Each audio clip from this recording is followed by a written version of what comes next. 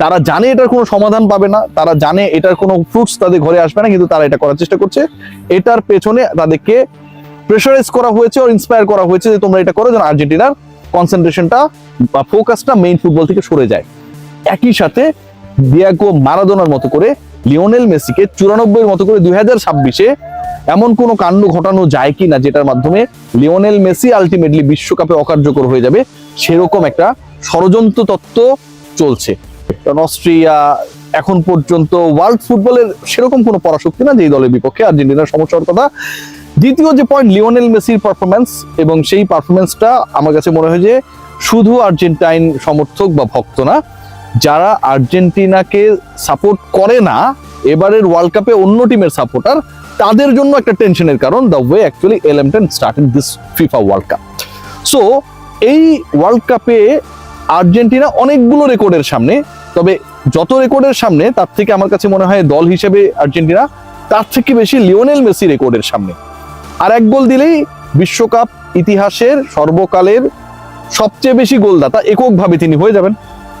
এবং লিওনেল মেসিকে কেন্দ্র করে যেই ধরনের চারদিকে ভাইবস তৈরি হয়েছে, কিছু বিষয় যেন লেন্সের বাইরে চলে যাচ্ছে।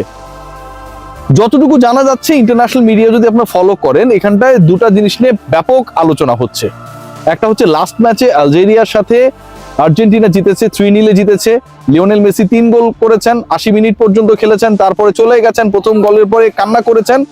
এই ঘটনাগুলো ছাপিয়ে আলজেরিয়া আর্জেন্টিনার এগেনস্টে অথবা আর্জেন্টিনার ফেভারে অনেকের মতে রেফারির যে decision regarding the foul of Lionel Messi, কাপ মাসেলের সেই ফাউলটাকে কেন্দ্র করে অফিসিয়ালি ফিফার কাছে অভিযোগ দিয়েছে। ষড়যন্ত্রতন্ত্রের জায়গাটা কোথায় আমি আলোচনায় আসছি, নাম্বার 1।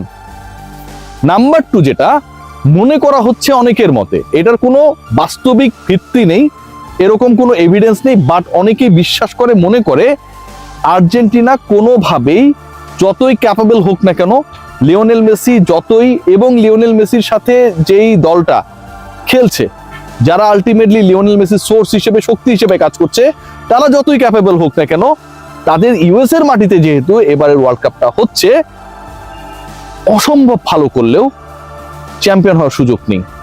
এবং মেসিকে নিষিদ্ধ করার জন্য নাকি কিছু ইনসাইড স্টোরিজ ডেভেলপ হচ্ছে। কি সেটা? আলজেরিয়া আলটিমেটলি ফিফার কাছে নালিশ করে কোনো রেজাল্ট পাবে না। এবং এটা আপনি আমি বাংলাদেশে, আমরা যারা থাকি বাংলাদেশের ফুটবল নিয়ে বা বাংলাদেশে থাকি ওয়ার্ল্ড ফুটবল নিয়ে, আমরা যতটুকু আলোচনা করি, খবর রাখি, তার থেকে নিশ্চয়ই যেই দলটা আর্জেন্টিনার বিপক্ষে এই নালিশটা করেছে আলজেরিয়া, তারা আরো ভালো রাখে, কারণ তারা তো বিশ্বকাপ খেলছে, তারা অনেক এগিয়ে।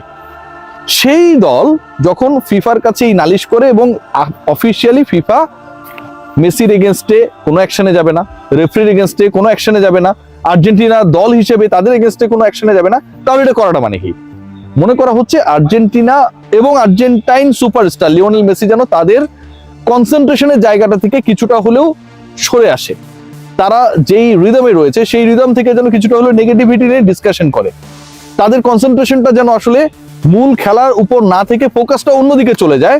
এটার কারণে আলজেরিয়া শুধুমাত্র তারা ডিসাইড করে এই কমপ্লেইনটা করেছে, ব্যাপারটা এরকমটা না, এটার পেছনে পুশব্যাক করা হয়েছে।